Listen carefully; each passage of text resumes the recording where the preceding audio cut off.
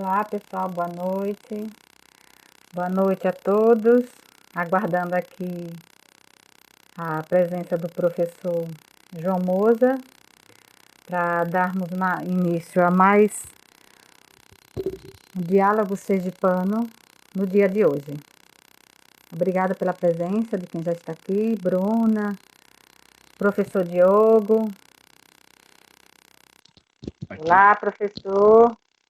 Olá, bom? professor Pontual, tudo bom? Boa noite. Boa noite, tudo bem? Tudo bem? Que bom, O vamos áudio dar tá início. legal? Tá bom, dá dando para ouvir bacana aqui. Boa noite a todos. Hoje nós estaremos encerrando o mês de agosto. Essa é a última live do mês de agosto, mas o mês que vem nós teremos todas as quintas-feiras ainda. Vamos encerrar na primeira semana de outubro. E para fechar o mês de agosto, né, os nossos diálogos sergipanos com o professor João Moza, fechar com chave de ouro, né? A professora Luciana está dizendo que amou colar, professor. Bacana, né?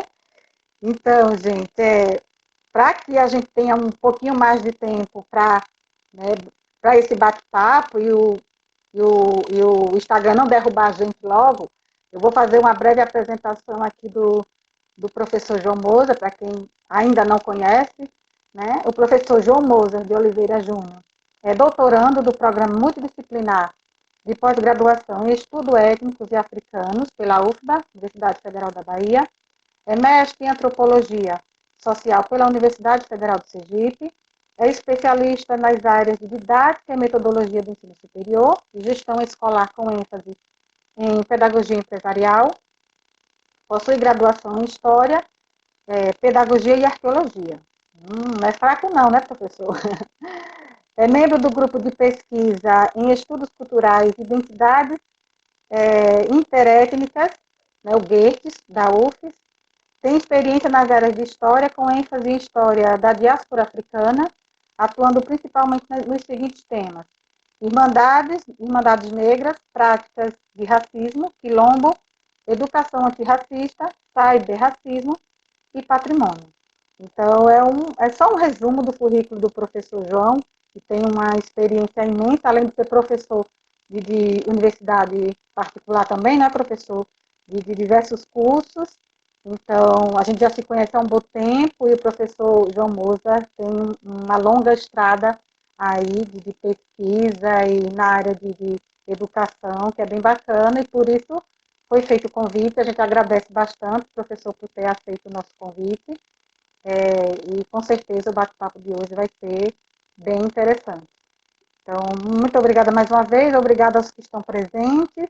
Professor João, a palavra é sua, pode iniciar a sua fala e à medida que a gente for conversando o nosso debate, a gente pode fazer algumas intervenções, se tiver alguma pergunta, tá? Então, pode iniciar a sua fala e fique à vontade.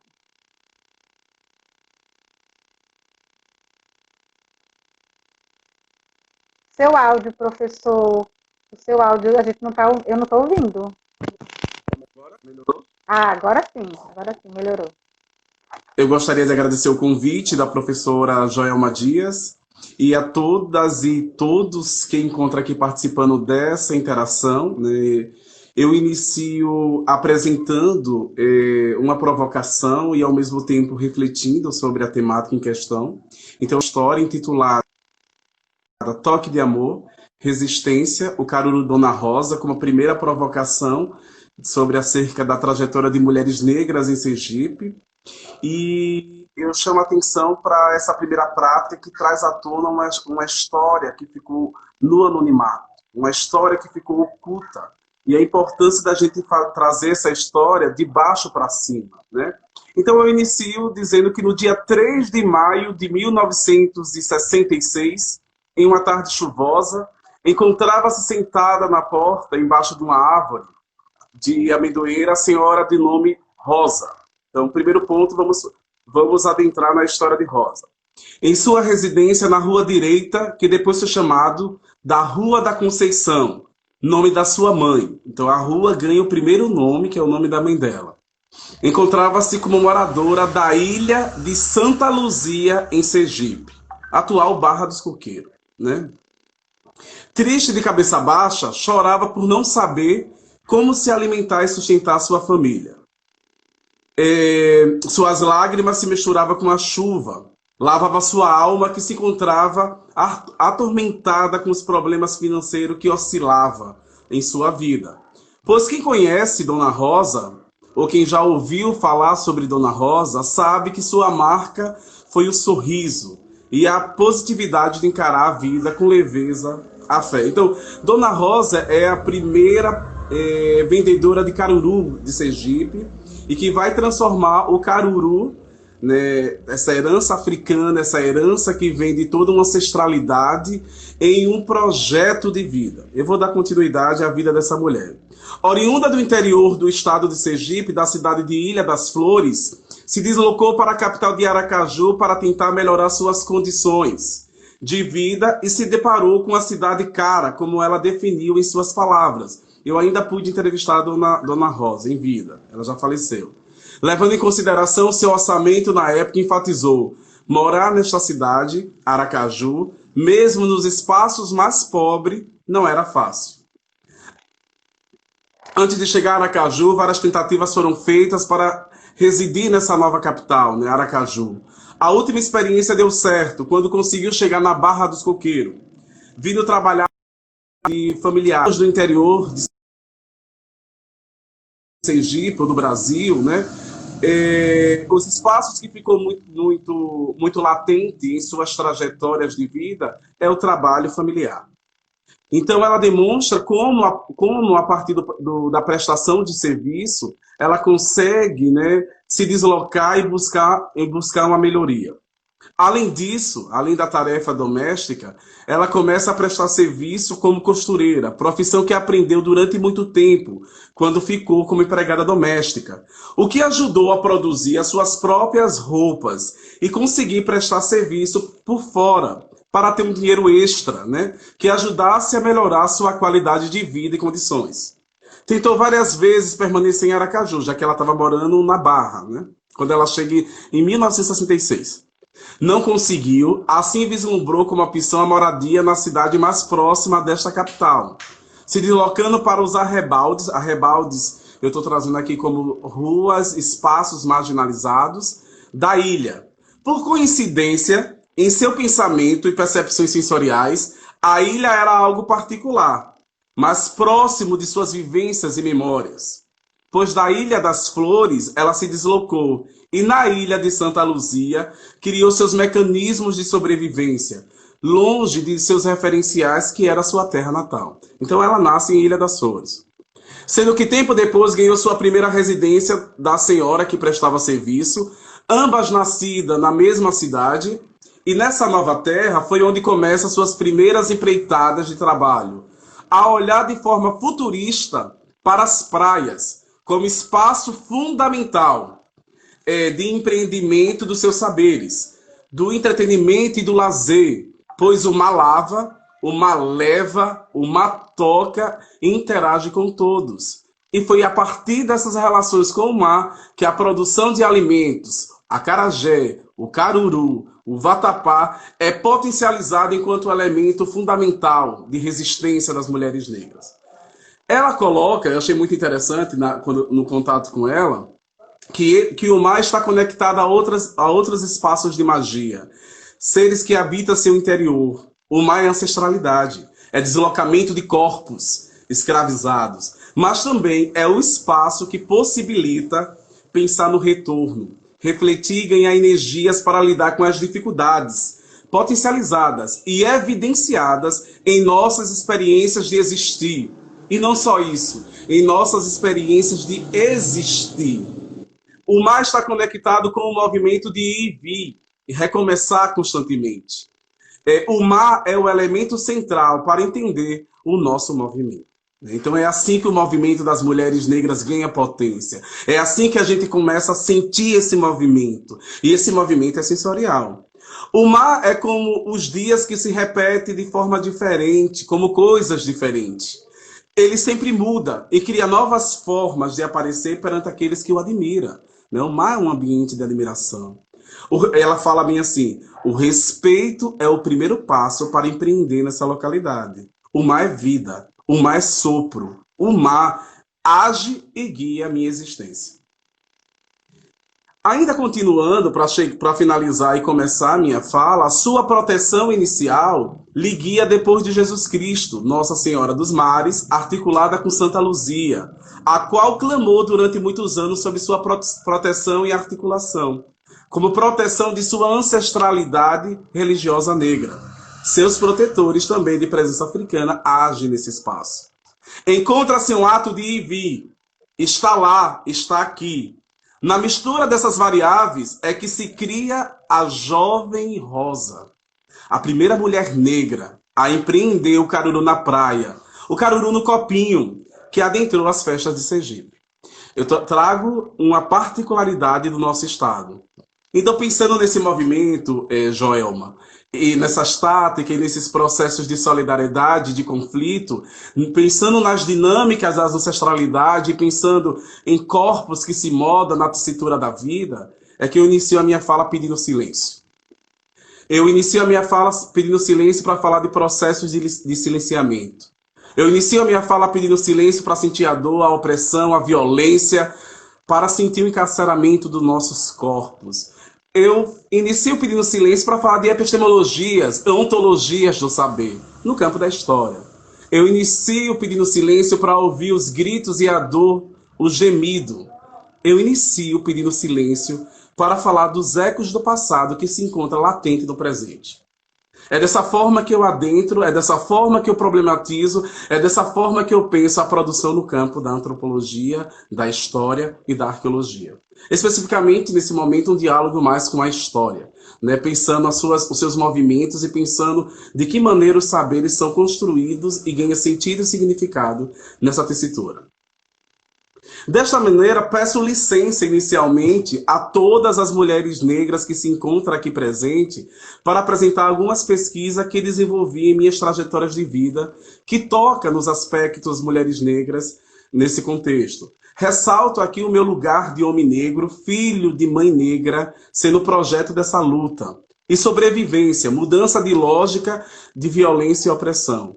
Assim, estarei utilizando uma metodologia para pensar essas dinâmicas e essa fala se articula com a metodologia parafuso que eu venho desenvolvendo, que analisa as articulações, os movimentos, né, pensando em políticas antirracistas e em saberes antirracistas. Assim, inicio perguntando, antes de adentrar a discussão sobre mulheres, como fazer pesquisa antirracista com instrumentos coloniais, né? Como é que a gente pode fazer, até no campo da história, como fazer pesquisa antirracista, se ainda os nossos instrumentos, eles não nos permitem, muitas das vezes, a sentir esses ecos do passado, a problematizar esses ecos do passado, e muitas das vezes a se posicionar dentro de um novo movimento.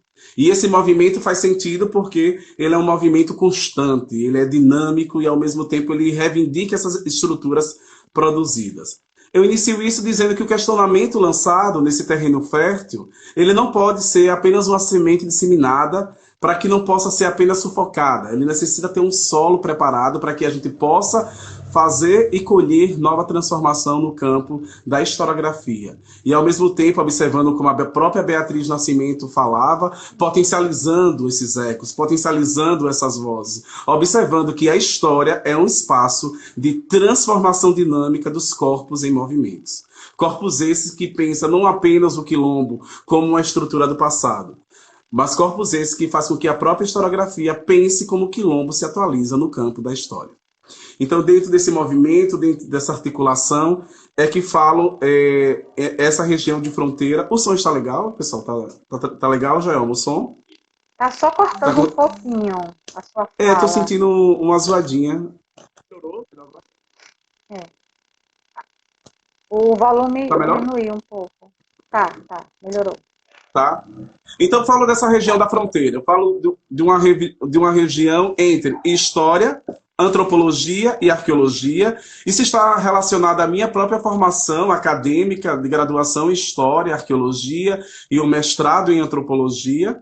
A minha experiência com as pesquisas que envolvem mulheres encontra-se atreladas com a perspectiva da oralidade, da materialidade dos documentos, situando nessa interface de diálogo entre esses diversos campos. Na graduação em História, eu trabalhei com documentos em arquivos eclesiásticos, judiciais e públicos, com o intuito de entender a formação dessa irmandade. É assim que emerge uma reflexão acerca de mulheres nesse contexto.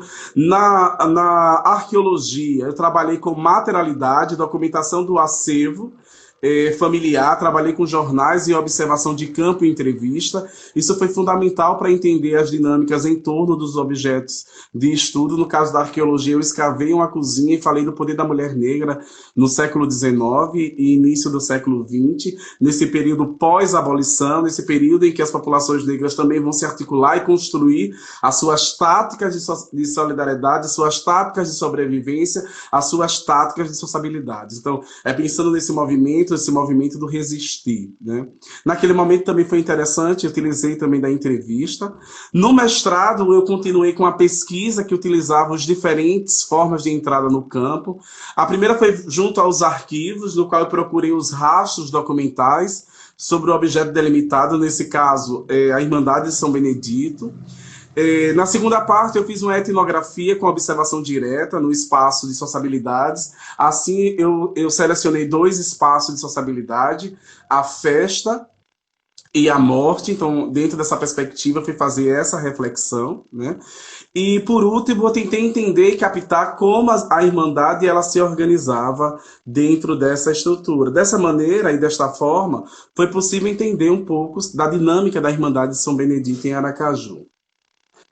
O compasso muda-se, né? Então, entendendo que as mulheres elas sempre procuraram formas de se reconstruir, de se colocar no mundo. Então, com o passo do tempo, ao pensar essa dinâmica, ela muda-se de lugar para lugar. Não tem como pensar a trajetória de mulheres negras em Sergipe se não olhar para o compasso do tempo, em que momento esse tempo é construído, em que momento esse tempo é ativado. E nesse movimento de tempo, os contextos são evidenciados. E os contextos se diferenciam constantemente em uma dinâmica peculiar. E na mesma ocasião, as situações apresentam forte semelhança quando a gente fala de resistência, quando a gente fala de tática, quando a gente fala de populações negras, né?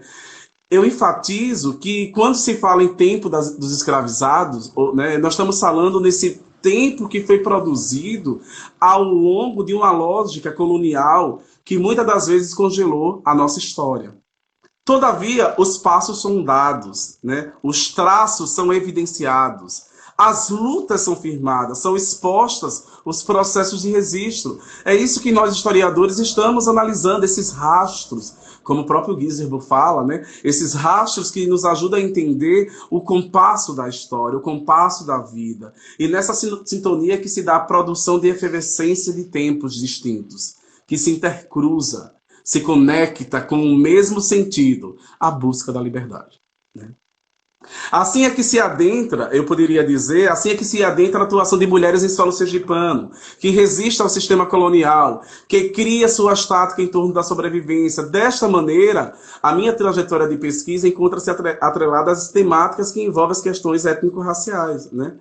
E aí eu inicio falando da pesquisa entre panelas e batuques, né? Então, foi uma pesquisa intitulada Entre Panelas e Batuques, Experiência Afrodiaspórica no Brasil, que conta a trajetória de uma africana, a Senhora de Jesus, e sua filha, Josefa de Jesus, que a partir da cozinha construiu suas táticas de resistência. A cozinha aqui não é como um espaço de opressão. A cozinha aqui é enquanto um instrumento de potencialização dos seus saberes. É observar que a partir dos saberes das mulheres negras, que muitas das vezes, né, se deram de forma geracional, mulheres para outras mulheres, é que esses saberes são ativados. Poderíamos discutir a acarajé, né? A mulher negra que, a partir da acarajé, vai às ruas, fala do seu corpo, se posiciona, cria emancipações de homens violentos, opressores. Então, é pensar a cozinha enquanto esse espaço também do saber, né? Do saber de uma ancestralidade. Então, desta maneira, quando faço o exercício de contar nossas experiências, é tentando trazer a nossa condição existencial, que produz emancipação frente à desigualdade racial sustentada na época. Imagine ser mulher, negra e pobre. Mulher, negra, pobre, né? Então, imagine no contexto onde a escravidão, né, ela é lançada. Essas mulheres sofreram todo com esse processo. E o fato de ser mulher negra te dava outro demarcador, o demarcador racial que é operacionalizava. Tranquilo? Tá dando para ouvir? Tá direito? Eu tô ouvindo ainda umas voadinhas. É porque tá cortando um pouquinho. Nas melhores falas, a NET acaba cortando um pouquinho e corta boa parte da sua fala. Eu não sei se é o fone. Eu botei o fone? Não sei se é ele. Eu tô sentindo também. Deixa eu tirar o fone rapidinho. Que às vezes congela um pouquinho a imagem. Pronto. Rapidinho. Pronto. Melhorou agora? Tá melhor? Agora? Melhorou? A imagem, ela tá um pouquinho. Tá um pouquinho. Eu não sei se é tá a luz. tremendo um pouquinho a imagem. Fica congelada. Peraí, deixa eu ver aqui. Agora melhorou? Tá melhor? Não ainda? Não. Melhorou? Não. Tá ainda congelando e volta, congela e volta. Eu não entendi. Deixa eu ver se eu tô com a internet.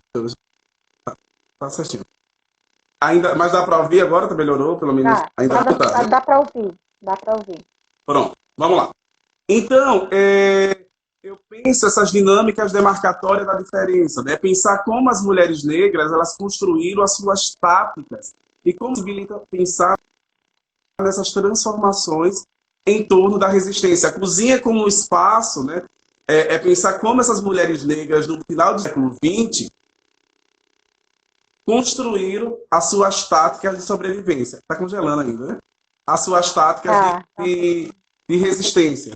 Melhorou ainda? Alguma coisa está... Você começou tão bem e de repente começou a congelar. Nós vamos continuar, né? Então, essa história que se pensa nesse tripé, nessas formas que as mulheres resistiram e como essas mulheres resistiram, né? Então, é na resistência desses corpos, nas táticas em torno da cozinha, que as mulheres ganham outras formas de lidar com a realidade. Então, as suas histórias não foram contadas, uma vez que foram relegadas, o que eu chamo de uma história oficial. As mulheres foram relegadas, né? E aí a gente pensa que suas estruturas arquitetônicas foram desprezadas como patrimônio cultural. As nossas casas, as casas das populações pobres, elas não foram vistas como patrimônio cultural, já que não seguia o ecletismo, já que não seguia o neoclássico, o barroco e outras estruturas. Então, essa também é um dos fatores que faz com que a casa de Dona Josefa seja desmontada, seja destruída, porque nunca foi vista como patrimônio. E nesse caso é que adentra-se ao espaço residencial que constantemente são destruídos. Pensar que esse patrimônio, eles são destruídos por não ser reconhecido, incendiados e sofrem com as intempéries da vida, né? Assim consigo também captar que essa pesquisa ela não pensa o exotismo das comunidades negras dentro do campo, né, tanto da história, da arqueologia ou da antropologia, que tem como privilégio, né, a grande maioria, uma caçada aos objetos, seja da escravidão, um estudo muito exacerbado sobre a escravidão, ou seja, sobre o estudo sobre os cemitérios das populações negras. E esse é o caso, né, do Cais do Valóis, lá no Rio de Janeiro, onde se estuda os ossos das comunidades negras para trazer a história, né? E aí a gente fica pensando, por que as comunidades negras e indígenas ainda são estudadas pelo corpo, né? Que história é essa que é contada pelo corpo? E por que os nossos cemitérios de brancos não são estudados, muitas das vezes, ou escavados? Porque existem alguns espaços que são vistos como sagrados e outros não. Quais são os corpos que são sagrados ou sacralizados dentro dessa lógica? Então a gente pensa que estudar a história das comunidades negras não é estudar o exótico das comunidades negras, é entender as suas dinâmicas e potencializar novas formas de lidar, como a própria historiografia da década de 60 e 80 fez ao... Assim consigo também observar, entender que a necessidade de repensar de forma crítica as formas que se encontram, né, as pesquisas no âmbito da historiografia. Uma vez que o objeto não fala por si só, eles carregam intencionalidades.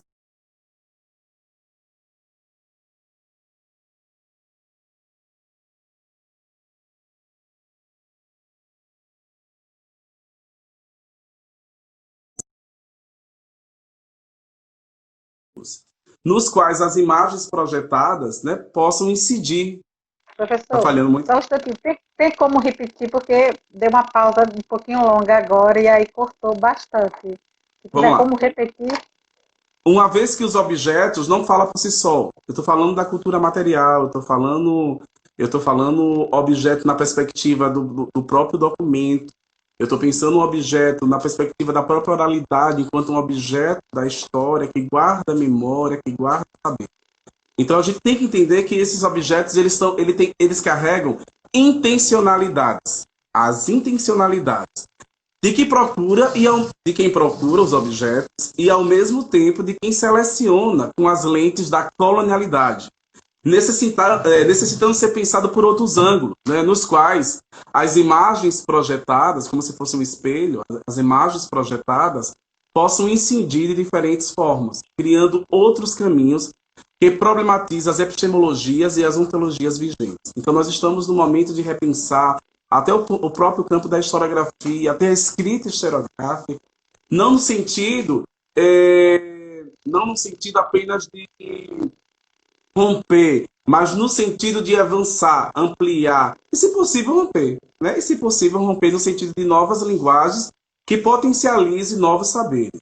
Então é pensar na história do Atlântico. Quando eu falo da história de Dona Josefa em Laranjeiras, eu estou pensando na história do Atlântico. É trazer à tona experiências de grupos que foram formados nas redes do movimento do Oceano Atlântico. Nesse sentido, o mundo do Atlântico ele vem sendo alvo de diversas investigações e de diversos pesquisadores, tanto nas Américas, com o intuito de compreender os diferentes movimentos traçados no Atlântico, como também, o da diáspora. É dentro desse aspecto maior do mundo do Atlântico é que se encontra a diáspora africana no Brasil. A diáspora africana é esse movimento do mundo do Atlântico.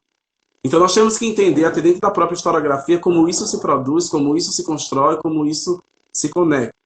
É neste contexto que se encontra a trajetória da vida de Josefa de Jesus, né? Primeiro, filha de africana, a Maria Senhora de Jesus, que residiu durante o século XX na cidade de Laranjeiras, Sergipe, a fim de entender as relações de gênero e poder nesse espaço. E nós temos um demarcador, gênero feminino e mulheres negras, né? Então isso é importante. Naquele momento, 2009, me angustiava muito a própria arqueologia, porque não trazia as mulheres negras de sua sociabilidade, das suas trajetórias, das suas táticas. E o intuito de trabalhar mulheres negras se deu nesse momento que eu me aproximo de uma nova reflexão, de uma nova forma de pensar a arqueologia, a partir, né, a partir de uma dimensão que pudesse resgatar esses corpos, essas trajetórias, essas lutas. Me afastando um pouco dessa visão só apenas da escravidão. Então, eu realizei um levantamento exaustivo da prospecção arqueológica, no qual me deparei com o denominado Sítio da Palha, onde a rua onde a Senhora de Jesus morava, né? Hoje mora seu neto, ele reside nessa residência, que se localiza na divisa entre o perímetro do centro histórico de Laranjeiras e o bairro da Comandaroba. Então ele fica em uma região onde nós temos igreja de pretos, igreja de pardos, onde nós temos as principais ruas de Africano, Cangaleixo, Oiteiro, Rua da Palha, Rua da Felicidade, inclusive dialogando muito com as pesquisas de Beatriz Góes Dantas, né, e outros pesquisadores que trouxeram à tona as experiências de africano nessa região. Como é que é a casa de Dona Josefa de Jesus? Ela é um locus de estudo representado por sala, 2 quartos, cozinha, banheiro, uma casa que se chega ao tamanho de uma casa do Senhor de Engenho. Imagina uma mulher no século XIX ter uma residência dessa dimensão. Então, imagina a luta que essa mulher fez. E ela deixa uma fotografia do século XIX. Ela consegue tirar fotografias e deixar registrada a sua imagem no século XIX. Imagina ter uma produção de imagem no século XIX. Né? Se até 90 era caro para nós, naquelas tecnologias, o celular mesmo, onde era algo muito caro, imagina essa mulher investir na sua representação nesse contexto. Então fala do poder dessa mulher, a foto demonstra ela calçada. O que é que isso quer dizer? Que ela liberta, né? A mulher negra, africana liberta, o que traz todo um debate acerca da construção de mulheres nesse espaço. Além disso, o foco de estudo, eu trabalhei com a cozinha tipo puxadinho, é uma cozinha que fica atrás da casa, né? Demonstrando como é que se dava e as mudanças em torno do ambiente residencial. E isso me ajudou a pensar nessas demandas e pensar na própria estrutura dos africanos e seus descendentes no início do século XX em Laranjeiras. Lembre-se que Laranjeiras, no final do XIX, até mesmo antes da libertação, né, entre aspas, já se tinha muitos africanos libertos na cidade, algo que não foi muito estudado ainda, que é necessário fazer uma reflexão sobre isso. E aí tem uma música que eu gosto muito. Catarina Mubamba mandou me chamar. Louvor em terra louvor. Catarina Mubamba mandou me chamar. Isso tudo é louvor. Que viemos da Mãe de Deus do Rosário. Nos queira ajudar. Isto tudo é louvor, isso tudo é louvor. Catarina de Congo, né, de Congueira, né? A rainha do Congo de Congueirá, a rainha do Congo mandou me chamar. Há uma música em Laranjeiras que demarca a presença e a ancestralidade negra, né? Em Sergipe, demonstrando essa própria conexão com as irmandades, que aí é uma música relacionada à taieira, uma música que está em torno também aos Santos Pretos, Nossa Senhora do Rosário, né, e São Benedito.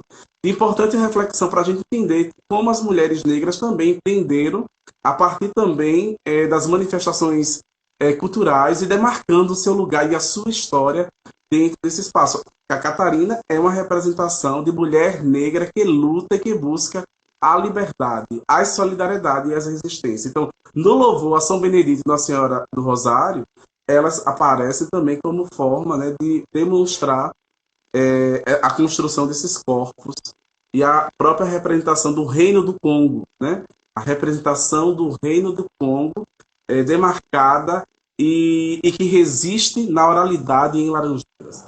Então, eu acho muito interessante também pensar nos saberes que vêm do outro lado do Atlântico nesse processo diaspórico. Então, a história de Dona Josefa, ela demarca como as mulheres elas foram se reorganizando, se conectando. É uma história peculiar, mas que demonstra as dinâmicas demarcatórias das mulheres no território. É pensar que o território de Laranjeiras evidenciou diferentes lutas, mas a gente pode pensar que o Siriri, Maruim, é necessário fazer estudos sobre essas mulheres que resistiram e que lutaram, e que aparecem na historiografia e que demarcam. Eu mesmo, quando vou trabalhar as africanas e seus descendentes em Laranjeiras, eu encontro muitas mulheres negras empreendendo. A gente poderia até trabalhar a Zizinha Guimarães, né? A Josefa, ela está no mesmo momento que Zizinha Guimarães está construindo um colégio, né? O que é uma mulher negra ter um colégio? O que é uma mulher negra ter essa potencialidade? E por que esse espaço de mulher negra no campo da educação ele não foi potencializado? Por que essa história dessa mulher não aparece de forma massiva? Então a gente vê que a gente fala sobre Zizinha, né, muito, a historiografia fala, mas pouco se aprofunda na história. Inclusive ela não está no museu, né? No Museu Afro a figura dela não aparece. Na própria cidade de Laranjeira não aparece.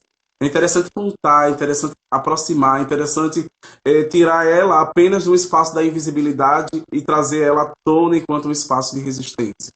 Então, trazer essa figura dessa mulher é potencializar. Da mesma forma, a Josefa, que está no mesmo contexto, na década de 20 e 30, né, residindo em Laranjeira e trazendo saberes do outro lado do Atlântico.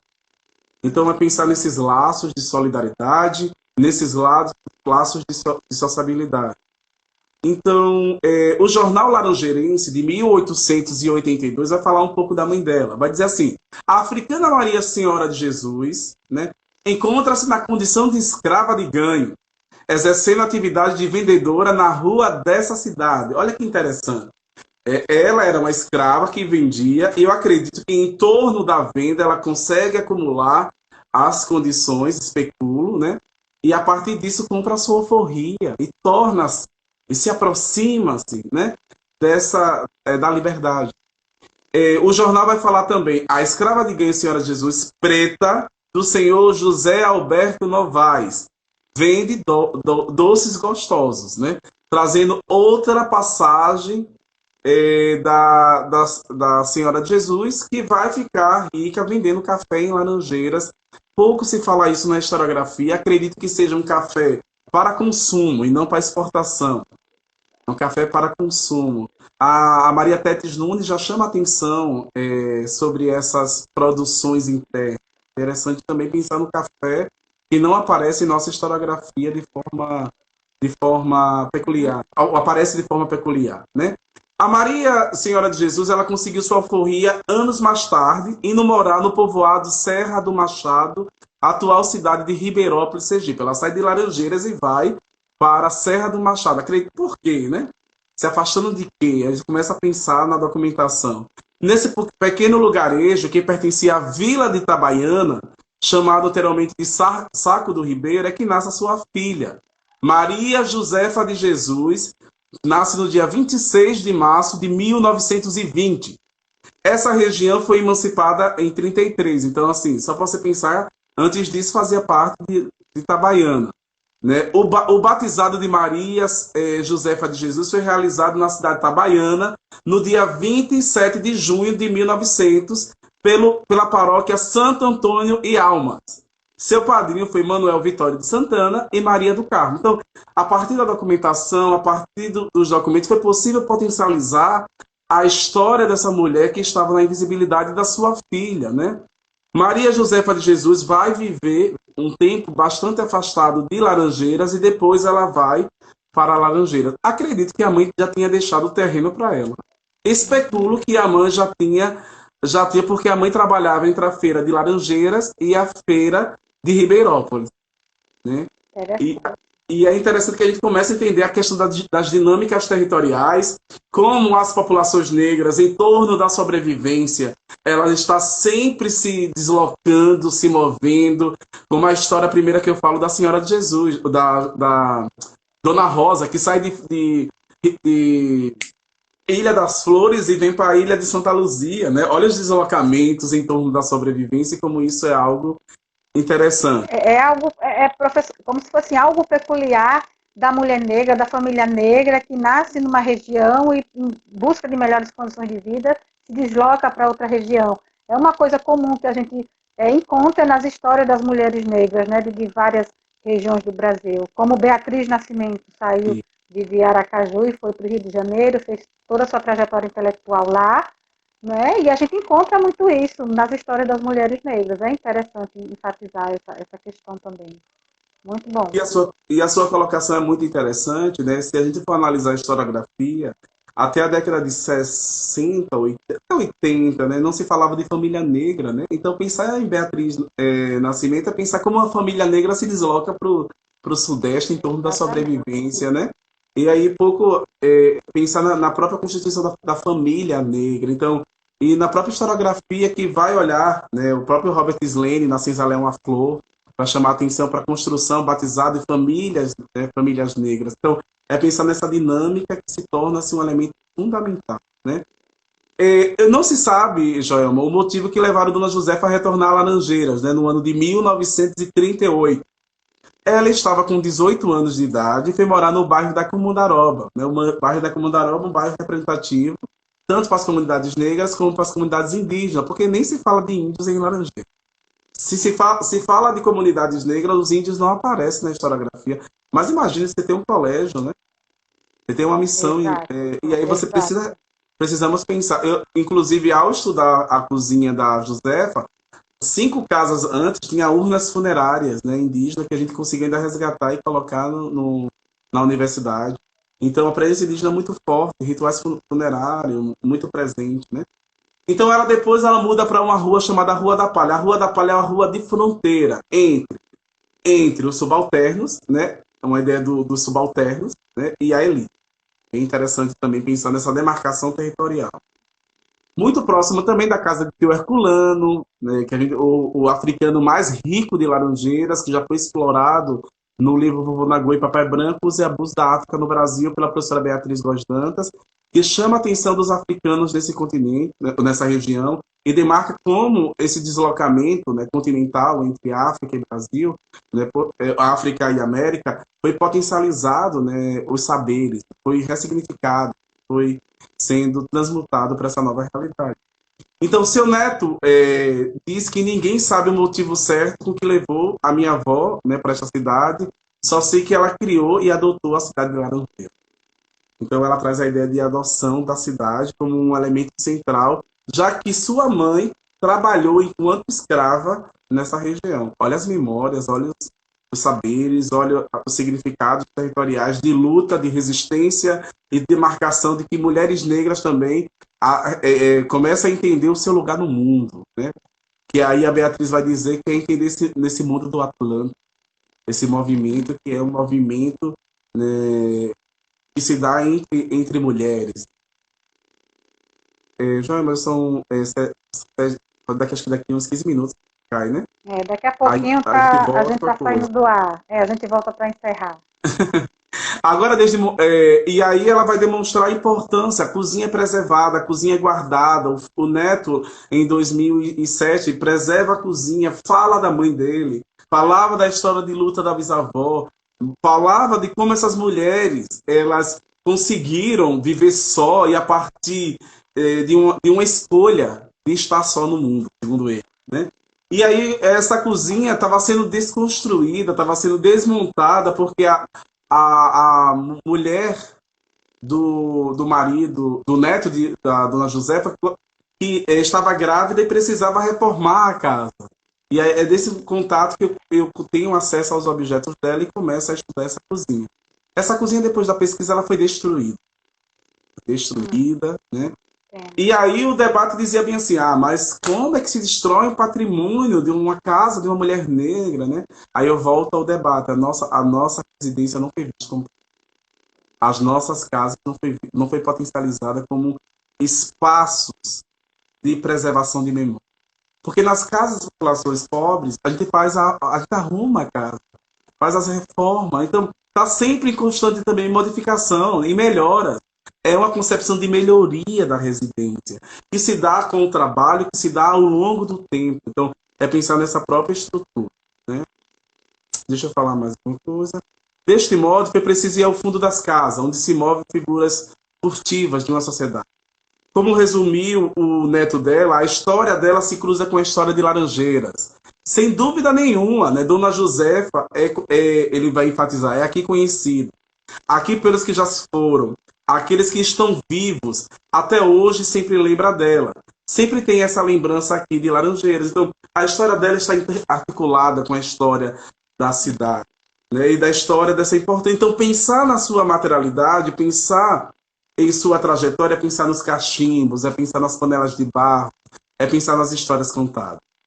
Contribui para entender essa dinâmica cultural da diáspora africana e entender o capital cultural transportado de Maria Senhora de Jesus para Josefa de Jesus. E entender o poder matrilinear da mulher, ou o poder matrilinear do poder feminino. Sendo que estes elementos são apresentados enquanto essência materiais, relacionada ao outro lado do Atlântico. O uso do cachimbo era um elemento muito forte entre as duas. E a própria também produção, né, de sobrevivência a partir da cozinha foi o elemento central que emancipou essas mulheres. Tudo para observar que as figuras masculinas da família transitam à volta de Josefa, em torno dela, né, das suas memórias. Inclusive as frequentes reuniões matrimoniais que não deixaram rastro em sua vida, a não ser seus filhos.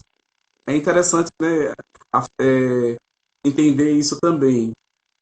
Podendo também dizer que a história de Josefa de Jesus, na cidade de Laranjeira, contraria o exotismo das mulheres vistas como pessoas passivas, mulheres que se emanam com ou sem doçura, mas sempre numa compreensão profunda de quem são, né? Trocando experiências, afetos, proteção e criando em seus meios mecanismos de poder para a sua sobrevivência, fazendo parte da experiência de Dona Josefa de Jesus. Observei que essas mulheres, mães, não têm a leveza ou a sacralidade das mães construída pela imaginação masculina, né? Também não se enquadra no modelo sacrificial de mães, né, cristã, mas não são menos mães, nem menos dignas e nem menos amorosas. Elas são mães com suas próprias características, de luta, de combate. É aquela mãe que vai à rua para defender seu filho porque não tem o pai, mas vai, defende, que sai às ruas em busca da alimentação, e cria suas táticas de sobrevivência e se mantém nessa vida. Mas não são sempre envolvidas em dar seu sangue e lágrimas pelos seus filhos, conseguindo, através de sua atuação, o poder de partilhar forças, ternuras, experiências entre diferentes gerações. Então, essas mães potencializam o seu lugar no mundo, a partir do ponto que constrói uma nova forma de lidar com as diferentes concepções apresentadas, ou paisagem apresentada para ela. Até aí, tá tranquilo, pessoal? Tá... Posso continuar? Aqui, sim. Tá? Se já estiver encerrando, aí é só avisar, porque aí daqui a pouquinho a gente cai e volta para as considerações e algumas perguntas que, né, surgirem aqui dos nossos convidados telespectadores que estão aqui nos assistindo agora. Então, no mestrado, eu vou continuar falando do mestrado. A pesquisa foi intitulada A Cor da Oração, Sociabilidade e Resistência na Irmandade. Nesse momento, eu tive algum contato com mulheres negras e atuação em torno das irmandades religiosas e como elas se reconstruíram, né? Articulado a toda uma relação de sobrevivência e de contato. Dom Luciano Cabral Duarte vai dizer que vai contar um pouco da história em um documento que eu tive acesso, do zelador, isso no arquivo Dom Luciano. Ele vai falar mais ou menos, em 28 de outubro de 1821, a Irmandade Nossa Senhora do Rosário e São Benedito dos Pretos reivindica a aprovação de seu compromisso que ainda não se encontra aprovado, mesmo com a edificação do seu templo com homens pretos, escravos, que necessita de amor divino, amor esse que liberta a alma de ingênuos. A Irmandade de São Benedito fechada a esses pretos na sua maioria... Oi? Vou pedir para você repetir. Cortou a sua fala um pouquinho. Você repetisse. A Irmandade de São Benedito fechada a esses pretos, né? Seria os pretos africanos, a concepção de preto aqui é africano. Na sua maioria, pretos de Minas, Combos, Angolas, Coranas, vindo de várias regiões. Então, demonstra que a Irmandade de São Benedito era uma Irmandade de africanos. Gentios, transferência da Irmandade de Socorro para Aracaju, em 1855, e sua fundação em 1865, como a Irmandade de São Benedito, pai mestre de todas as irmandades da capitania de Sergipe del Rei. É muito interessante essa frase, porque demonstra o deslocamento das irmandades para a capital, para a nova capital. E é dentro desse espaço, que é a Igreja São Salvador, que nós vamos ter as irmandades de preto, de brancos, de pardos em um mesmo local, diferente de outras regiões. Já que Aracaju não tinha estrutura para dividir ou para alocar todas essas irmandades que adentravam a esse contexto. Assim, ele autorizava o enterramento e construção do cemitério de brancos, pretos e caboclos, no cemitério de Nossa Senhora da Conceição. Falta um estudo sobre esse cemitério. E aí ele vai dizer, eu quando vou para os jornais, eu encontro o cemitério, né? Eu encontro no cemitério o anúncio dos enterramentos e eu encontro várias escravas sendo enterradas nesse cemitério em Aracaju. Entre elas, mulheres africanas que são evidenciadas. Então, o que é que eu chamo a atenção? Onde é que ficaria esse cemitério de Nossa Senhora da Conceição? Para mim, é o cemitério Santa Isabel. É no Santa Isabel. Então, do lado de São Benedito e o Nossa Senhora da Conceição, que não foi estudado, que era onde os escravos se enterravam, que depois tornou-se o cemitério de Branco. Precisa ter um estudo, precisa ter mais problematizar, né? Mas no diálogo de Dom Luciano Cabral Duarte, em 1960, é evidenciado esses enterramentos. E esse cemitério aparece na documentação do século XIX, como um cemitério existente e atuante das populações escravas em Sergipe, né, especificamente em Aracaju. Algumas mulheres de São Benedito, né, trazia essa vivência com o cemitério de Nossa Senhora da Conceição, e depois se cria o cemitério São Benedito. Então, nós estamos mostrando espaços pretos. Ele caiu, gente. Caiu, voltou? Está cortando muito. Voltou. Caiu um pouco. Mostrando melhorou? Mostrando os espaços pretos, né? Construídos no território de Aracaju, próximo ao bairro industrial, próximo aos bairros considerados relegados, né? Aos arrebaldes de Aracaju, que é o bairro industrial, Manuel Preto. Olha a figura do Manuel Preto também, muito relacionado à própria concepção de africano. A palavra preto, nas documentações, chama para a concepção de africano. Isso na documentação de batismo, na documentação de jornais. Essa documentação, ela evidencia muita coisa. E aí você vai ver mulheres pretas do Manuel Preto. Pronto, então pensar nessa dinâmica, e quando voltar aí eu termino o restante. Então, assim, a Irmandade São Benedito me ajudou a pensar nessa trajetória de mulheres em Aracaju, pouco falada, pouco retratada. Ela traz um pouco dessas dinâmicas demarcatórias da diferença, como as mulheres nessa nova capital, nesse novo espaço, né, construíram as suas redes, e as irmandades no início do século XX são referenciais de festa, referenciais de uma boa morte, né, do bem morrer, como alguns autores chamam a atenção. As mulheres negras, preocupadas com suas famílias, preocupadas com seus filhos, constroem essa aproximação. Né? Uma vez que os cemitérios ainda estavam em processo de quê? Eu poderia dizer, de se consolidar na estrutura. Né? Então, as mulheres...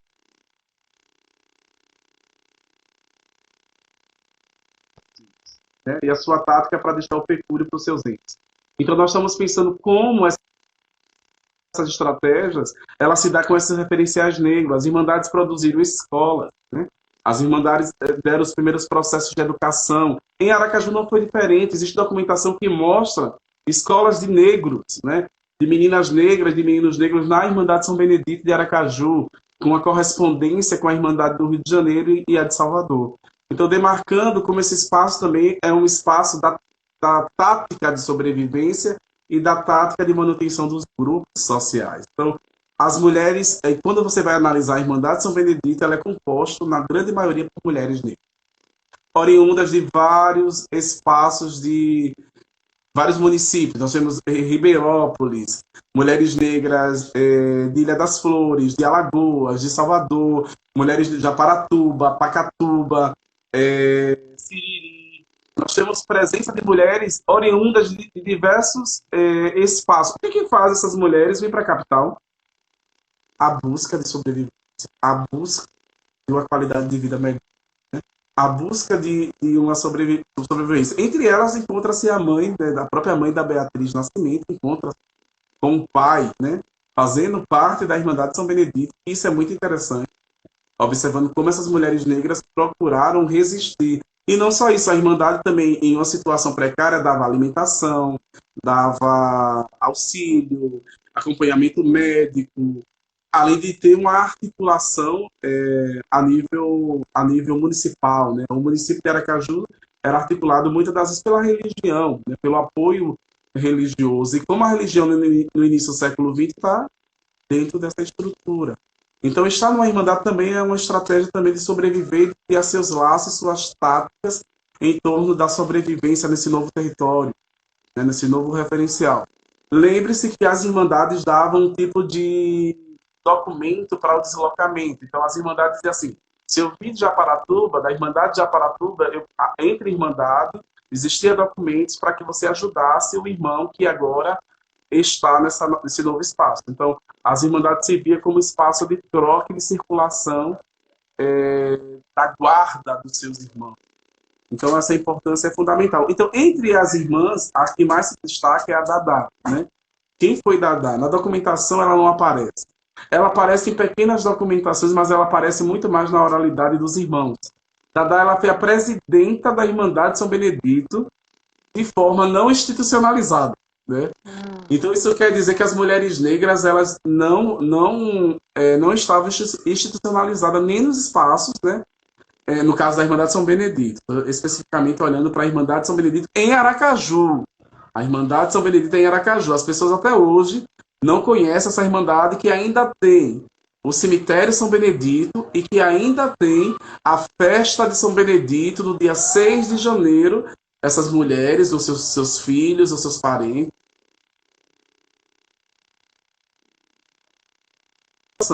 Então é comum ver mulheres negras de pé descalço, pagando promessa a São Benedito, pagando promessa da mãe, que ela pegou a promessa da mãe, e aí é geracional essa promessa, né? E aí cada um com suas articulações em torno desse campo de sobrevivência. Então, é pensar nas identidades, né? Então, o que eu queria naquele momento era entender. A Dona Rosa também fez parte da Irmandade São Benedito, né? Engraçado que Dona Rosa, ela vai vender ali no centro, antes de vender o caruru no copinho, né? Que aí todo mundo pergunta por que em Aracaju o caruru é no copinho, né? Porque essas mulheres negras, elas empreenderam, construíram as suas táticas em torno da sobrevivência. Em torno da sobrevivência, ela utilizou os saberes de forma extremamente significativa para quê? Para se adaptar às realidades que eram impostas. Então, Caruru vai para o copinho porque uma mulher negra que estava em uma situação precária, violenta, com filho para criar, observa e empreende agora o mar, a praia, como espaço de resistência, como um espaço que potencializa a sua sobrevivência. Mesma coisa Josefa de Jesus. É pela venda, né? É pela venda que ela consegue alimentar sua filha. E sua filha aprende essa técnica e alimenta seus filhos. Consegue sair de uma extrema pobreza agora para um espaço melhor, para uma condição melhor, né? De ter uma residência, de ter um aconchego. O que é uma casa, né? O que é ter uma casa? Uma casa é ter aconchego. Uma casa é ter um espaço para ir.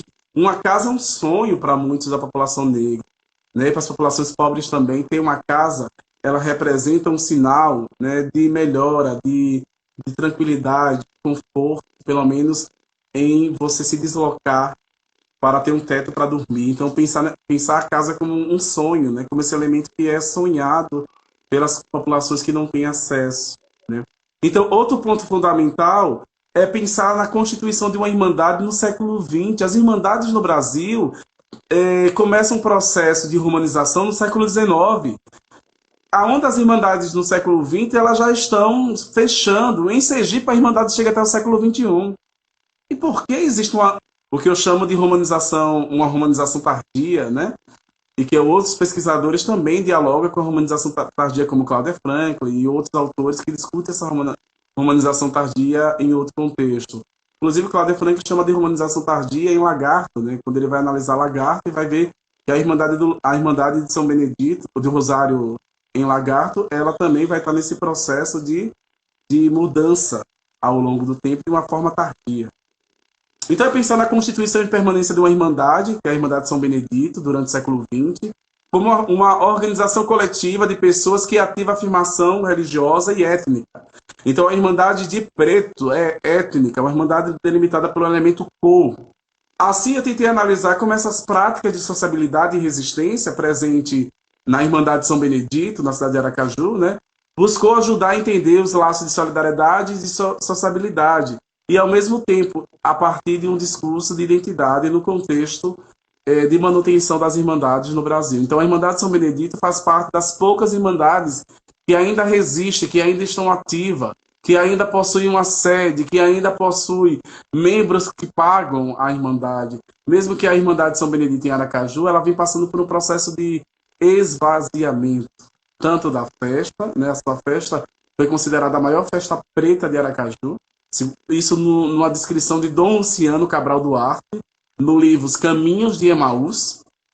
Ele vai enfatizar, eu não entendo porque existe uma festa de preto, né? Ele vai dizer mais ou menos isso, e ele vai dizer, isso daria um estudo sociológico e antropológico. O próprio Dom Luciano enfatizava a importância desse estudo, né?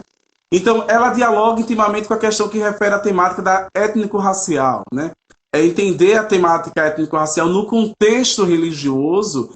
Ah, professor, o Instagram tem dessas coisas, né? Ele derruba a gente. As próximas serão no canal do YouTube, que a gente fica light, sem tempo para, né, para cair e voltar. Mas, enfim, professor, dê continuidade à sua fala, né? E depois a gente vai abrir para alguns questionamentos e a gente encerra. Pode continuar, Então, professor. eu gostaria de dizer que a figura mais forte da Irmandade de São Benedito é a Dadá, né? A gente só conhece ela popularmente por Dadá, faltaria um estudo mais aprofundado. Então, como a minha dissertação de mestrado ela não focou apenas na história das mulheres, ela focou na história da Irmandade. Então, evidencia essas histórias que podem ser ainda tratadas, né? E entender as mulheres na Irmandade de São Benedito, falta um estudo mais aprofundado sobre as mulheres, né?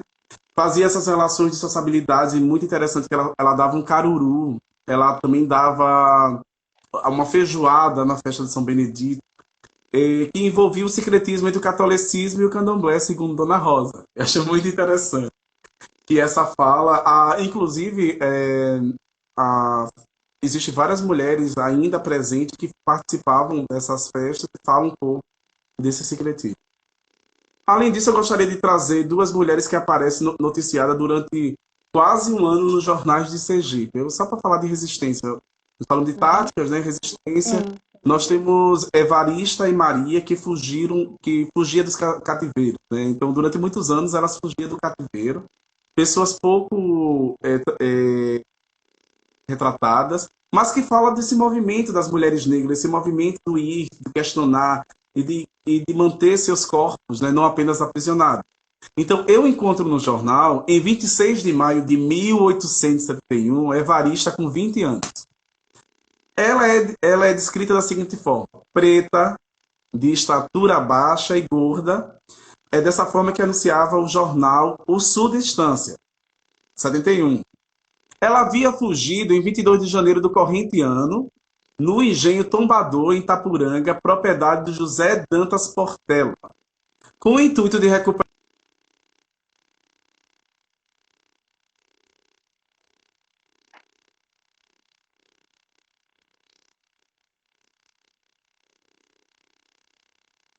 Assim, destacava o jornal. Está ouvindo, Joelma? Essa Cortou, imagem. cortou. Assim, Cortou destaca. um pouquinho, congelou. Cortou, né? Com o intuito de recuperar a escravizada, distribui anúncio pelos jornais. Ele sai distribuindo em diferentes jornais, né? E cria uma rede de pessoas envolvidas para capturar mesmo. Assim destacava o jornal, né, que o responsável por dirigir a escravizada na cidade de Estância era o Antônio Propirone. Acredito que era um capitão do mato, contratado naquela redondeza. Né? No mesmo jornal era também anunciada a fuga da escrava Maria, com 28 de idade, brasileira. A uma era vista como preta, a outra já vinha brasileira. Né? Brasileira, olha como para você entender essas descrições.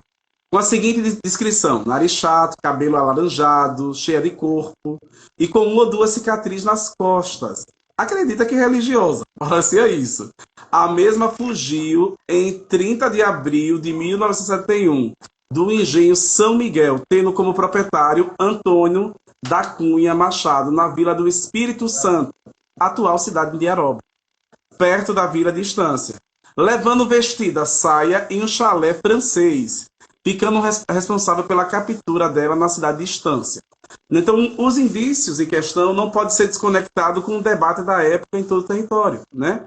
A pauta que ocupava as páginas, a gente consegue observar que dessas reflexões demonstra, né, acerca da lei do ventre livre. Nós estamos falando em 1871, que foi aprovado o quê? A partir do decreto 4.085 de dezembro de 71, né? Que a partir desse momento acionava a matrícula especial dos escravos de seus filhos livres. Então, a gente encontra a separação dessas mães, muitas das vezes buscando seus filhos, saindo atrás dos seus filhos e tornando-se, né, protagonista da luta pela sobrevivência e da luta pela permanência das famílias negras em solo sergipano.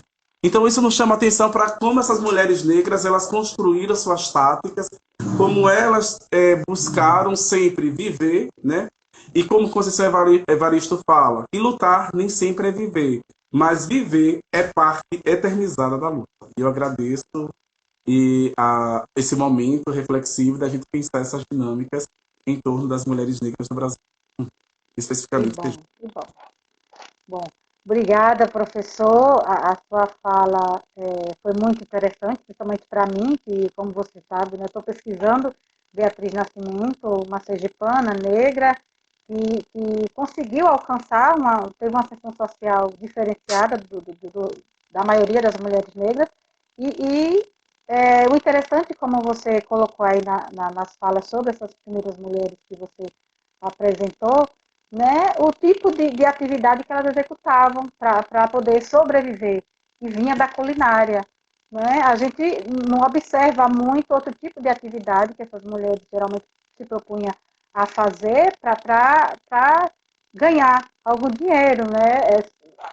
Algumas poucas se iniciam nos estudos, vão para as universidades, mas a maioria, né, delas, né, das mulheres negras, elas vão para a parte da culinária para poder sobreviver, né, as tradições familiares, né, dessa tradição que vem de família, a culinária, e ela sobrevive. Né? A Rosa, que você falou, né, a Josefa de Laranjeiras, as duas, né, trabalhando com esse tipo de atividade para poder sobreviver. Né? É interessante como a história das duas se liga um pouquinho em relação a isso. Sim, sim, concordo. Entender essas dinâmicas. Então, falar de mulheres negras é observar também como o estado de Sergipe, né, foi um estado onde durante muito tempo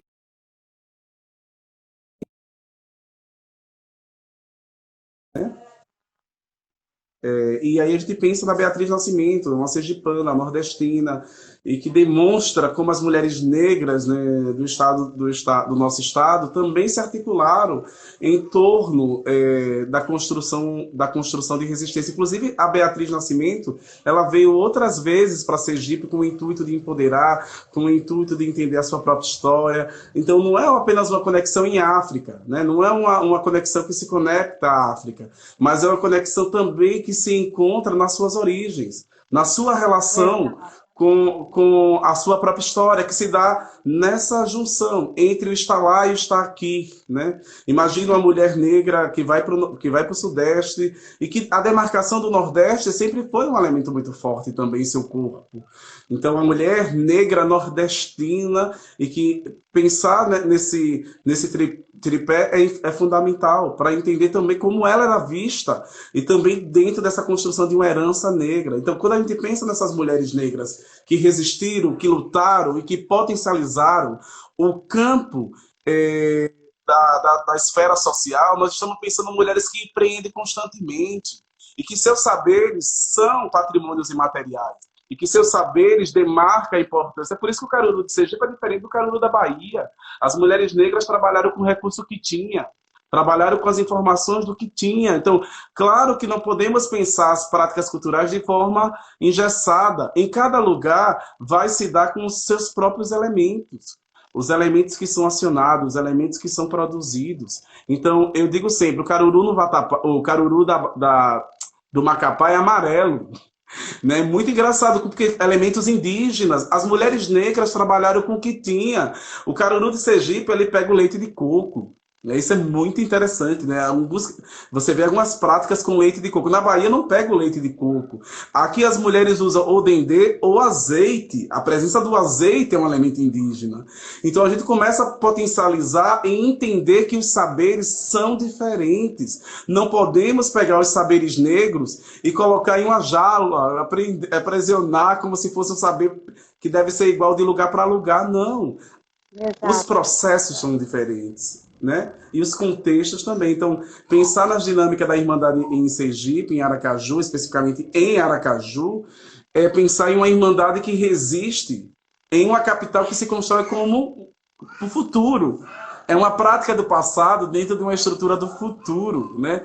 Que pensar a capital Aracaju como um espaço que sempre se modificou, né, para acompanhar a contemporaneidade, seja no patrimônio, né? Nossos patrimônios eles não são cuidados. Isso faz com que essa ideia de Aracaju moderna, essa Aracaju preparada por uma concepção futurista, né, atualizada, é o que é vendido, é o que é produzido, é o que é consolidado em nossas vivências. Por isso que nossos prédios ecléticos, os prédios religiosos, eles estão sendo destruídos. Por quê? Porque a manutenção de uma ideia do presente é a ideia contemporânea, né? É a ideia de um patrimônio contemporâneo.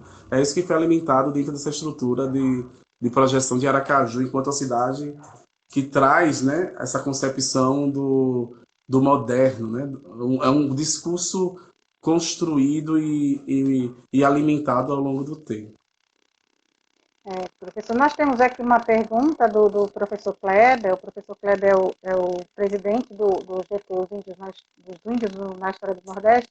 Ele está perguntando onde é que está instalada hoje a Irmandade de São Benedito. Onde é que ela está hoje, em Aracaju? Pronto.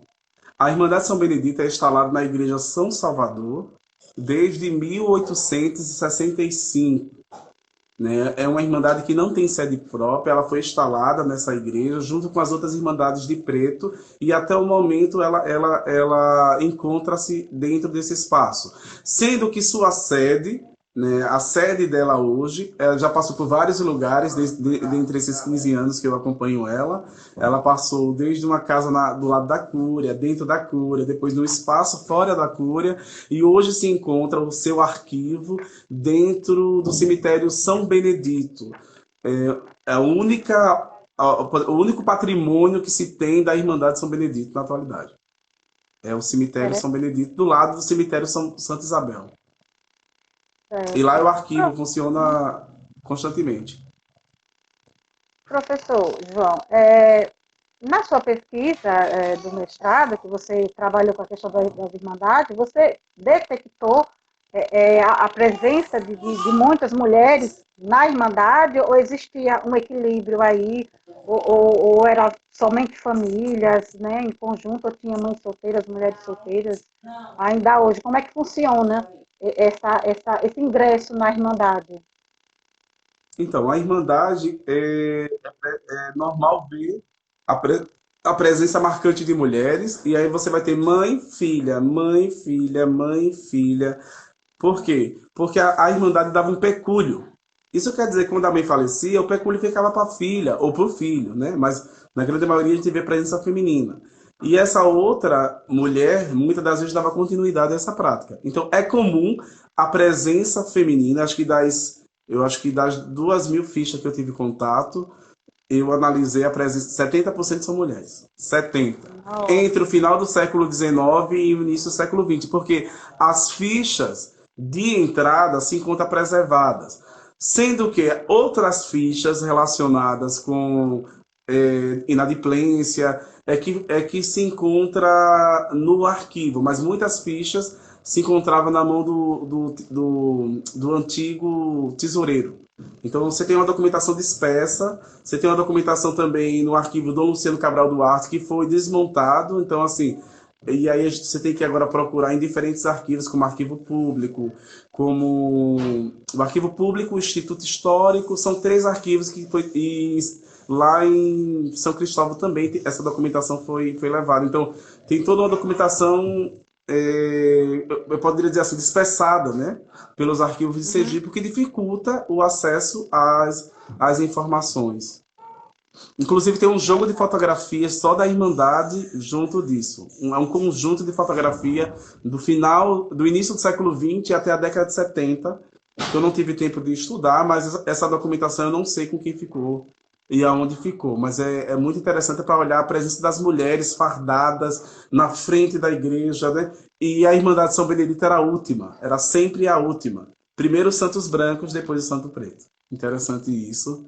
Para a gente entender essa dinâmica. E na preparação da festa, as mulheres tinham alguma função específica, né? Já que a maioria, né, como você pesquisou aí, eram de mulheres, elas tinham alguma função específica na organização da festa, ainda tem hoje, né? Como você informou que já está quase que acabando a Irmandade, mas do período que você estudou, as mulheres tinham essa função, ou têm ainda essa função, alguma função específica no preparativo da festa?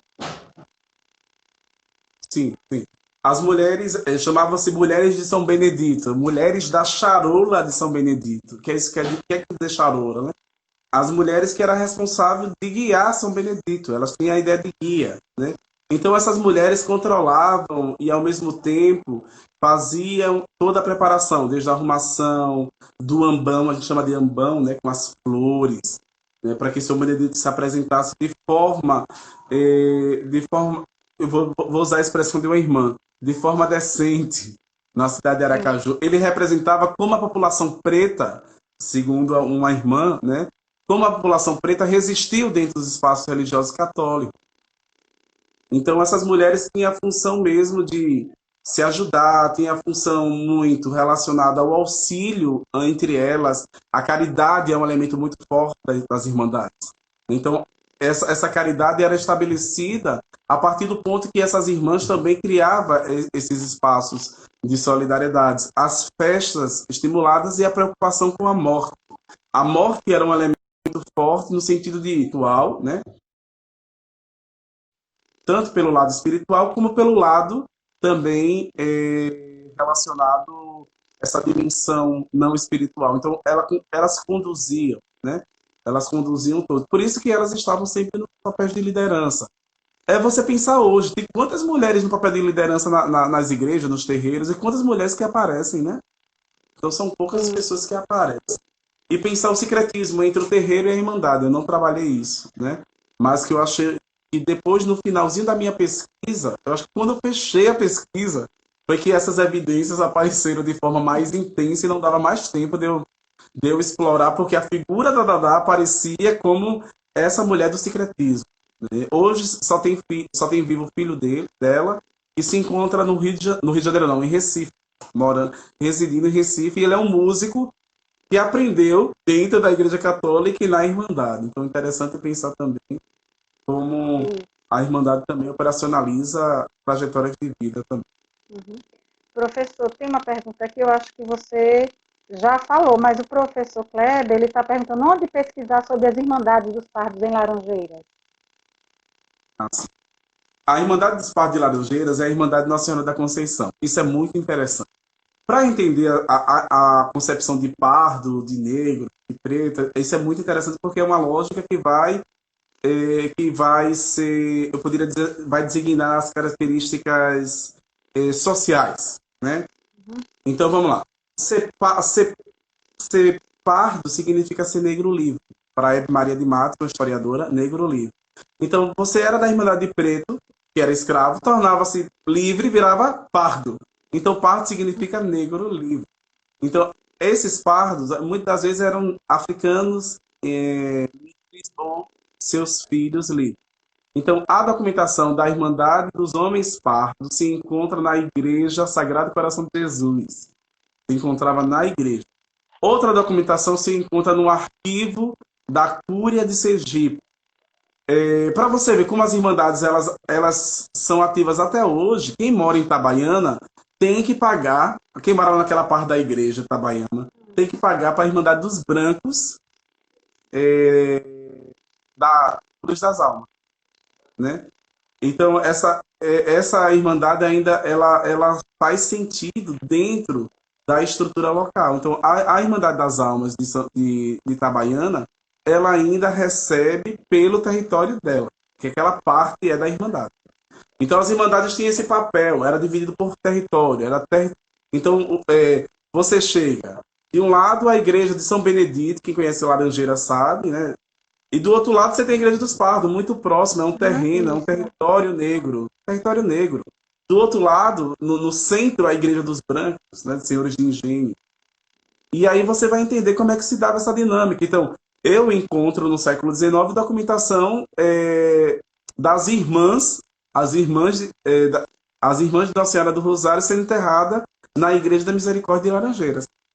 Africana, né? Por quê? Né?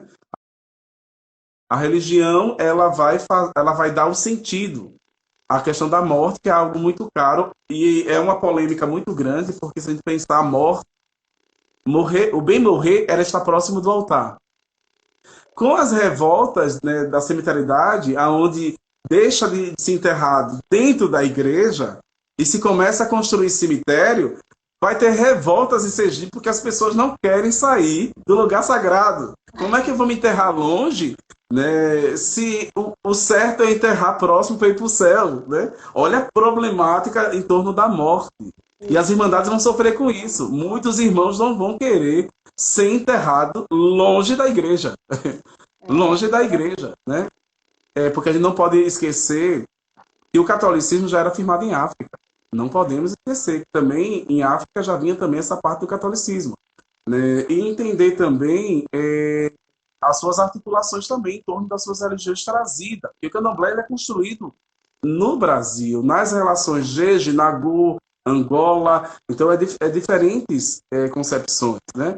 Ao mesmo tempo, você tem em Laranjeiras um lugar que vai ter a primeira igreja evangélica em 1884, que é onde encontra africanos. Exato, Em exato. 1884, antes da escravidão, encontra africanos dentro da igreja evangélica que não fumava, não bebia, segundo, e que segundo a documentação pareciam islâmicos.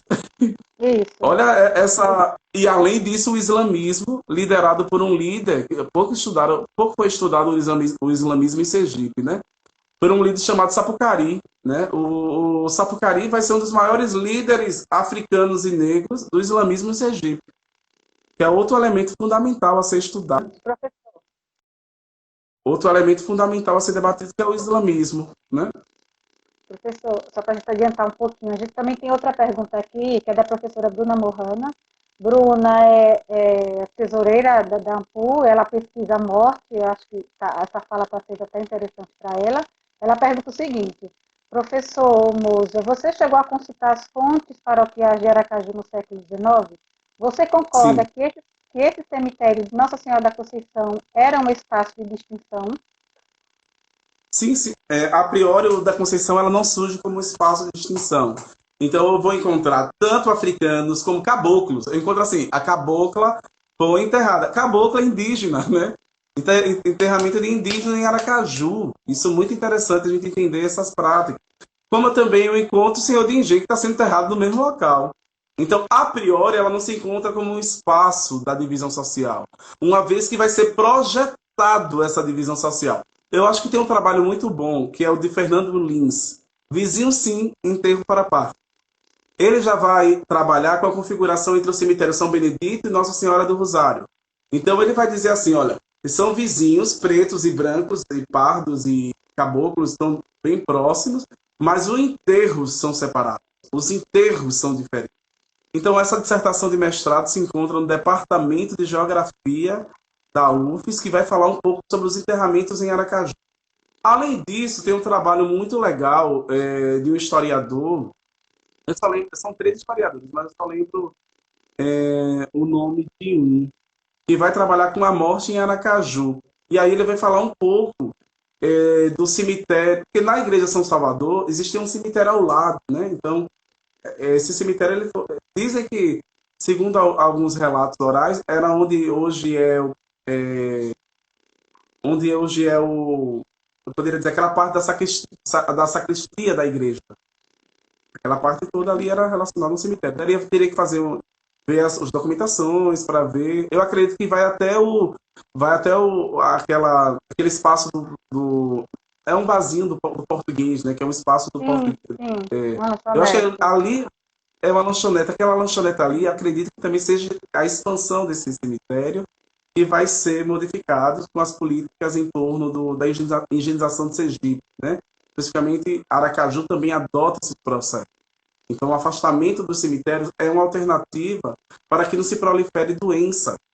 Tá? Dentro desse processo, esse debate em torno das doenças, da cólera e de outras doenças, que estava oscilando, né, no Brasil. Então, é assim que se dá o afastamento. E Aracaju vai ter um processo, junto com o Espírito Santo, com Salvador, com São Paulo, né, de não aceitar essa separação. Então, a priori, o cemitério da Conceição torna-se um cemitério não de separação, mas depois, ao longo do tempo, é dividido, é demarcado, é construindo uma demarcação entre brancos e negros, e que até hoje ele é visível na paisagem de Aracaju quando a gente olha para esses dois cemitérios.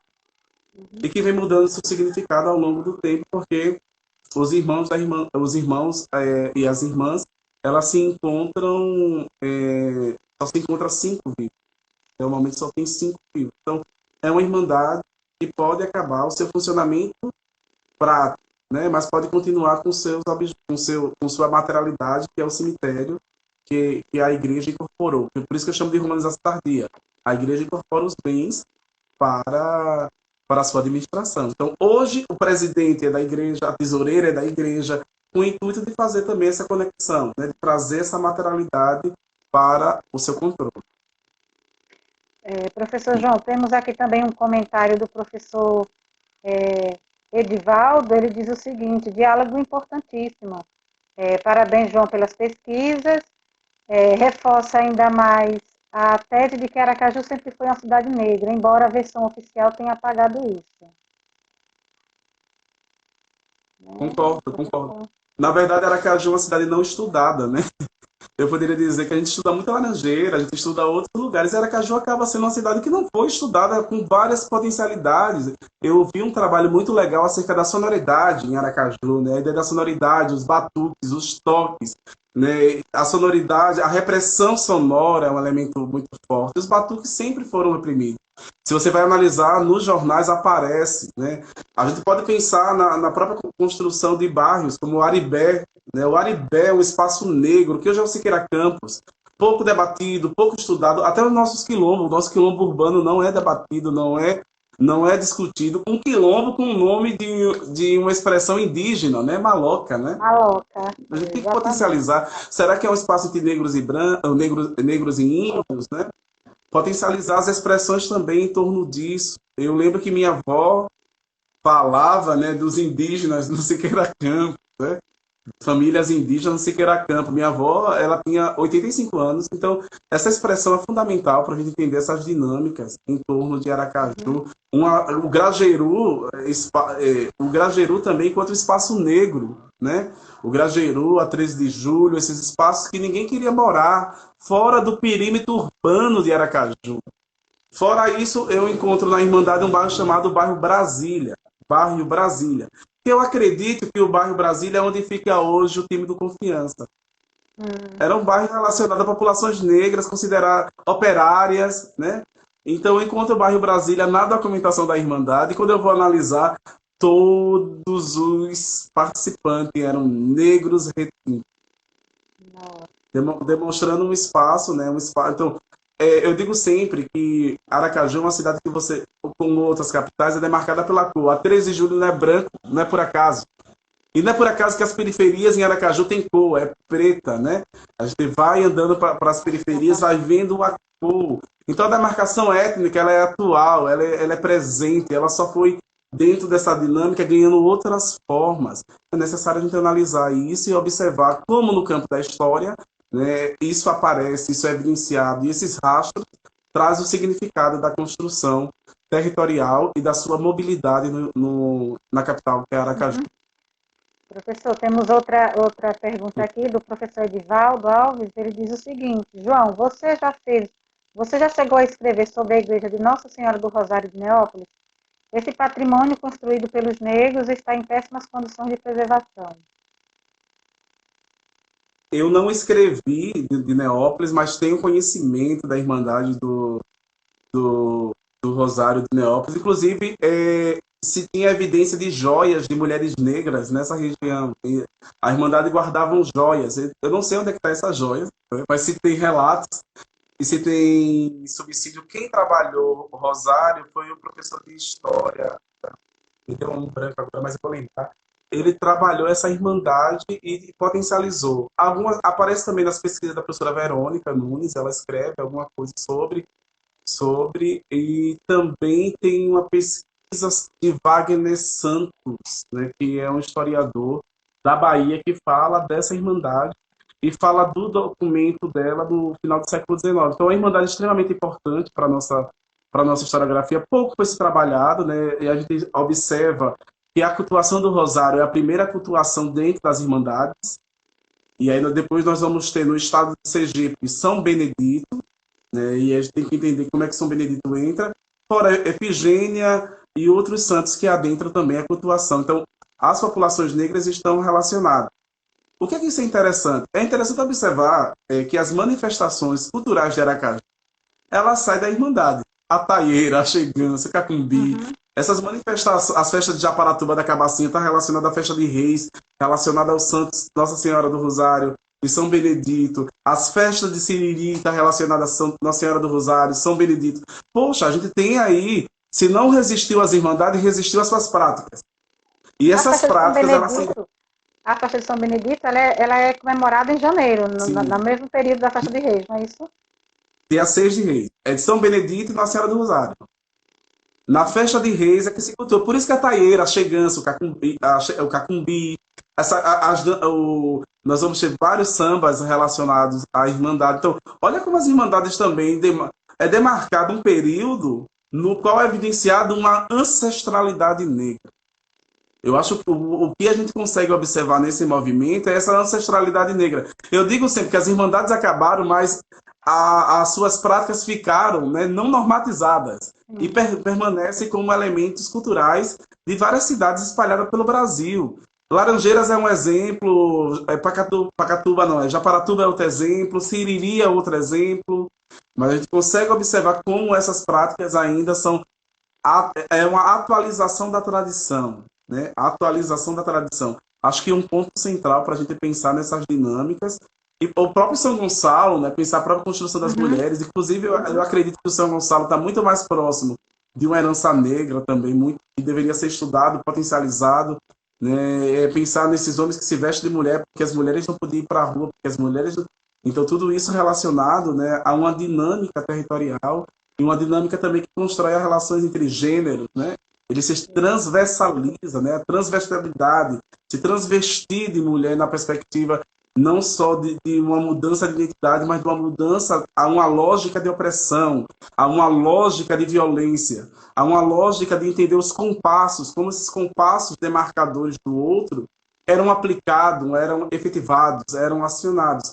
Então, eu acho que pensar nessas manifestações culturais e pensar como essas manifestações culturais elas se rompem muitas das vezes com o processo de romanização, né? Ela sobrevive ao resistir, ela sobrevive a dizer que mesmo não institucionalizadas as irmandades, né, construíram outras formas de que suas práticas conseguissem chegar até tempos à frente, né? Tempos é o deslocamento do saber, deslocamento de saberes que resiste ao tempo. O resumo seria isso. Como ele cria táticas para a resistência do saber, né, dos corpos. Verdade. É isso aí. Professor, para encerrar o nosso diálogo de hoje, eu vou encerrar com um comentário que eu acho que deve ser alguma aluna sua aqui, Júnior Cupertino, acho que deve ser algum aluno. Belíssima palestra e o professor João nos trazendo um diálogo engrandecedor. Com esse comentário, a gente encerra o nosso diálogo de hoje. A Inêsa também parabeniza. Parabéns para o meu estagiário número 1 do arquivo, Inês. Né?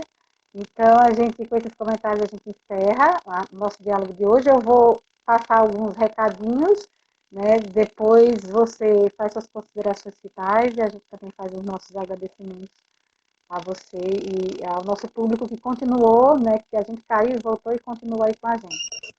Então, lembrando e reforçando aqui ao pessoal que está ao vivo com a gente, que dia 3, na próxima quinta-feira, nós teremos a primeira live do mês de setembro, dos Diálogos Sergipanos, com a professora doutoranda Sura Souza Carmo. A professora Sura, ela é do Departamento de Museologia da Universidade Federal e secretária da Ampu Sergipe. Então, a temática será Narrativas Patrimoniais no Estado de Sergipe, Apontamentos e Provocações. A professora Sura vai mediar o diálogo com a professora Priscila, também do Departamento de Museologia. Então, todos convidados para a próxima quinta-feira estarem aqui nesse mesmo horário, nesse mesmo canal. E também lembrar a todos que já estão abertas as inscrições para a apresentação de trabalhos em simpósios temáticos do 7º Encontro Estadual de História da Ampu, que ocorrerá de 22 a 29 de outubro de 2020, de forma online. Então, a gente convida a todos que acessem o nosso site, vejam a lista de simpósios, que já divulgamos desde a terça-feira, e se inscrevam, né, para participar como ouvinte, com inscrição de trabalho. Tá? E dia 22/9 teremos um super evento, que assim, a Ampu está trabalhando muito, né? Acho que a Ampu nunca trabalhou tanto desde a sua fundação, não desmerecendo as outras gestões, mas a gente vem fazendo um trabalho bacana. E dia 22/9, nós teremos um momento muito importante para os debates sobre a história do Brasil e Parampu, Sergipe. Então, nesta data, 22/9, anotem aí, ocorrerá o chá historiográfico, uma live com a historiadora Lilian Schwartz, né? E será mediada pelo presidente da AMPU, professor Jefferson Cruz. Então, anotem aí na agenda de vocês esses dois eventos. A partir da semana que vem, os diálogos continuam, sempre às quintas-feiras. A professora Sura vai abrir a live, os diálogos sergipanos do mês de setembro. E dia 22 de setembro do mesmo mês, a gente vai ter também o chá historiográfico com a historiadora, grande historiadora, Lilian Moritz Schwartz. Então, todos convidados. A gente quer agradecer bastante, professor, pelo seu aceite, de que você está pronto, sempre que a gente convida, você está pronto, e sua fala é sempre bem-vinda às suas pesquisas. Assim, eu adoro trabalhar com você, falar com você, porque você é uma pessoa que, assim, não recusa convite, e, assim, a gente ama ouvir você falar. Muito obrigada. Esperamos que a gente se encontre aí em outros eventos, online ou presencial. E muito obrigada, professor. Pode encerrar com suas considerações aqui para a gente. Eu gostaria só de finalizar falando que a importância de discutir sobre a trajetória de mulheres negras, como eu comecei iniciando pedindo licença às mulheres negras. É político que mulheres negras falem sobre ela. É político que as mulheres negras possam transformar os seus ambientes, também estando presentes nesse contexto. Então, eu inicio dizendo que nós estamos vivendo uma modificação na forma de produção do conhecimento no Brasil.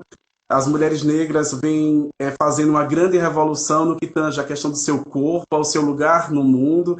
Se nós temos uma transformação a nível Brasil, vem sendo levantada pelas mulheres negras e vem gerando diferentes formas e embates em torno da discussão sobre o corpo. Porque falar de cabelo das mulheres negras não é apenas falar de uma estética, é falar da sua resistência, é falar também da forma como os corpos são lidos. Corpos esses que se movimentam e que ganham sentido a todo momento. Então não podemos desmontar os ecos do passado sem entender que esses ecos do passado ainda fazem barulho em nossa trajetória.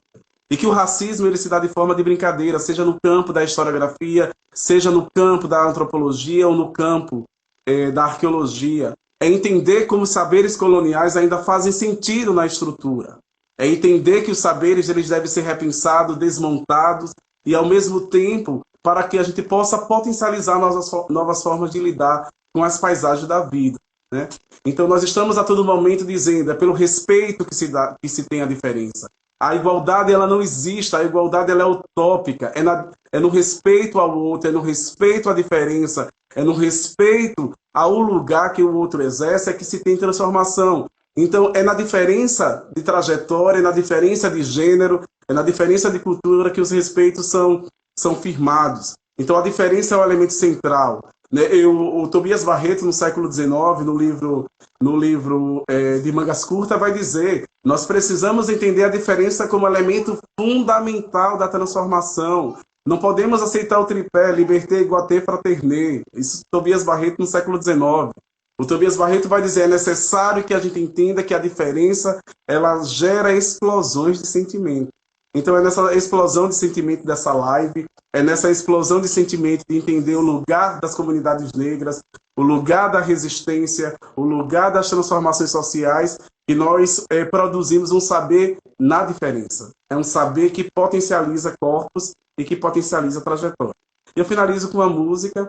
No Sisikeleli Africa, Malupa Kaniko, Ondoyeya, Wezaye Michaya, Yochun, no Sikelela. A música fala: é necessário resistir, é necessário transformar, é necessário entender que nossos corpos em movimento possibilita a transformação.